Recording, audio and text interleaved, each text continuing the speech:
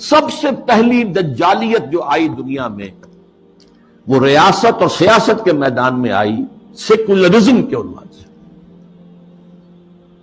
مذہب کو، خدا کو، خدائی ہدایت کو، خدائی احکام کو، آسمانی ہدایت کو پرے کر دو ریاست سے. ریاست، قانون، یہ انسانوں کا کام ہے بنانا. ہیومن سوورنٹی، پاپولر سوورنٹی، عوام خود حاکم ہیں، وہ اپنے نمائندوں کے ذریعے سے جو چاہیں گے قانون بنائیں گے. رکھ دو اللہ کو مسجد میں بند کرو اور خدا کو جو ہے جہاں چاہو بند کر دو. ہمارے ایوان حکومت میں نہیں آئے گا، ہمارے قانون ساز ادارے میں وہ نہیں آئے گا. حاکمیت اس کی نہیں ہے، حاکمیت عوام کی. یہ دجالیت کا یہ سب سے بڑا وار، سب سے پہلا چیز ہی سب سے اہم بھی ہوتی ہے. اور یہ گلوبل ہو چکی ہے، پوری دنیا. واقعہ یہ ہے کہ اللہ کے خلاف، خدا کے خلاف اس سے بڑی بغاوت آج تک نہیں. اس سے پہلے کیا ہوتا تھا؟ ایک بڑے خدا کو ماننے کے ساتھ چھوٹے چھوٹے خدا بھی مان لیے، بس شرک ہوتا تھا. لیکن خدا کو اس طرح انسانی معاملات اور خاص طور پر ظاہر بات ہے ریاست اور سیاست اور قانون، یہی تو سب سے بڑی چیزیں ہوتی، ان سے بے دخل کر دینا خدا کا، یہ اس دور میں ہوا. نمبر 2 دور آیا معیشت کا. معیشت کی بنیاد انٹرسٹ بیسڈ کیپٹلزم پر کر کے. آسمانی شریعتوں کے نزدیک سب سے بڑا گناہ جو ہے عمل میں وہ سود ہے. عقائد میں شرک ناقابل معافی. ان اللہ لا یغفر ان یشرک بہ ویغفر ما دون ذلک لمن یشاء. اعمال میں سود، جس پر اللہ اس کے رسول کی طرف سے اعلان جنگ ہے، وہ سود مرکزی شے بن گیا معیشت کی. بینکنگ، انٹرسٹ، کیپٹلزم، یہ بھی گلوبل ہو چکا ہے فتنہ. پوری دنیا، مسلم غیر مسلم، مشرقی مغربی، سب ہر جگہ. اب تیسرا وار جو آ رہا ہے یا شروع ہو چکا ہے کافی بڑے پیمانے پر، اور مغرب اور اس کے زیر اثر جو دوسرے ممالک ہیں ان کے اندر تو وہی آ چکا ہے پورے طور پر. ابھی عالم اسلام میں پورے طور سے نہیں آیا ہے، جس کے لیے بڑی ایک منظم سازش کے ساتھ بڑی جد و جہد ہو رہی ہے. وہ کیا ہے؟ شرم و حیا، عفت و عصمت کے تصورات اور ستر و حجاب کے قوانین اور ضابطوں کے خلاف، اس سے آزاد تہذیب اور معاشرت. جیسا کہ میں نے عرض کیا، یہ شرم و حیا، عصمت و عفت کے تصورات، یہ بھی کوئی بڑی اعلیٰ قدر ہے. ستر و حجاب، یہ بھی کوئی احکام ہے. ان سب کی نفی اسلامی تہذیب کو اس وقت سب سے بڑا چیلنج اس سے، اس لیے کہ یہ اسلامی تہذیب کا بنیادی نقطہ ہے، اہم ترین ہے. اس ضمن میں دیکھیے، سب سے پہلے امریکہ میں ان کے جو تھنک ٹینکس ہوتے ہیں، بڑے بڑے مفکر ہوتے ہیں، تھنکرز ہوتے ہیں، وہ چیزیں لکھتے ہیں اور وہ گویا کہ ایک طرح کی رہنمائی ہوتی ہے حکومت کے لیے. سیموئل پی ہنٹنگٹن نے لکھی کتاب، بلکہ مقالہ، تہذیبوں کا ٹکراؤ. اب ہمارا اصل معاملہ ہماری تہذیب کا مسلم تہذیب سے ٹکراؤ ہے. تہذیبوں کا ٹکراؤ، کلیش آف سیویلائزیشنز. اور اس میں اس نے تجزیہ کیا. یہ چیزیں پہلے بھی بیان ہوئی ہیں، لیکن اس وقت ایک خاص موضوع کے تحت میں ترتیب کے ساتھ ان چیزوں کو لا رہا ہوں. اس نے کہا کہ ٹوائنبی نے کہا ہے کہ دنیا میں آج تک کل 20 تہذیبیں قائم ہوئی، ان میں سے 12 تو مر چکی، ختم ہو گئی، نسیم منسیہ ہو گئی. 8 ابھی موجود ہیں.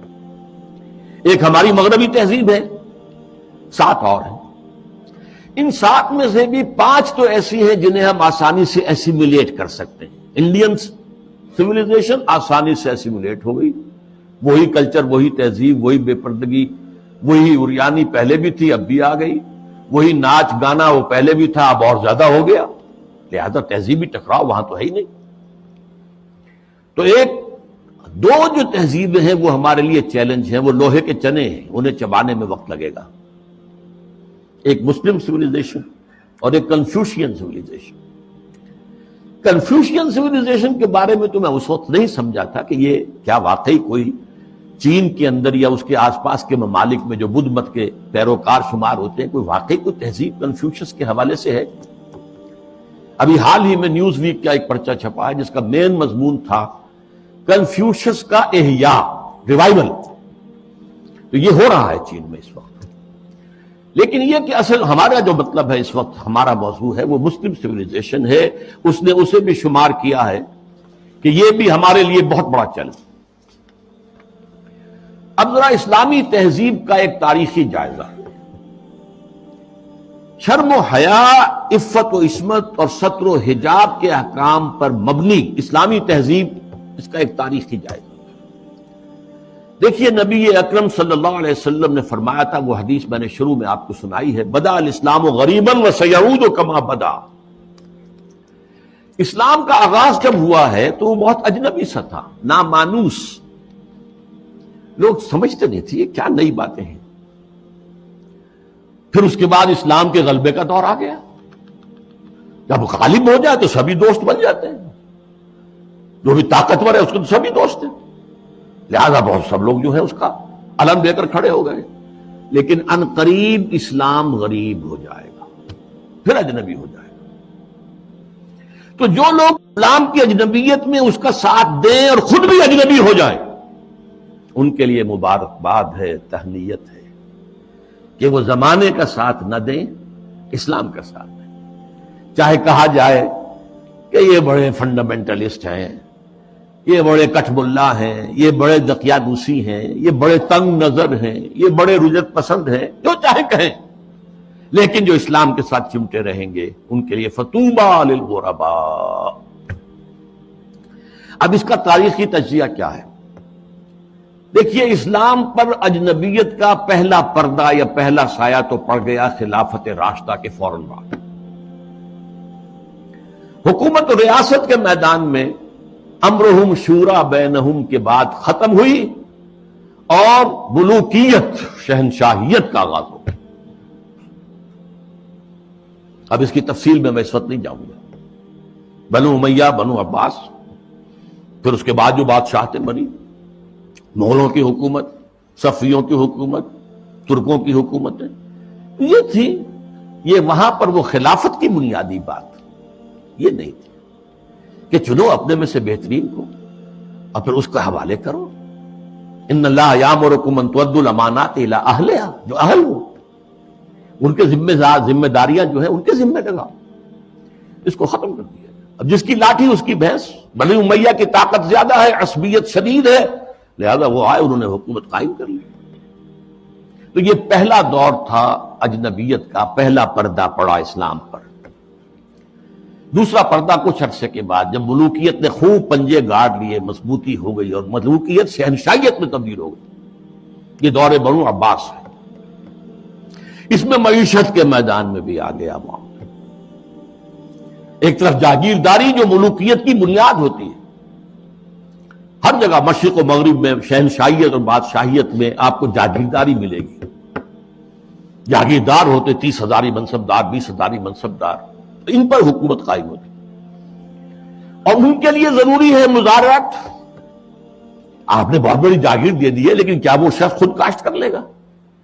وہ تو کسی کو بٹائی پر کاشت کے لیے دے گا نا.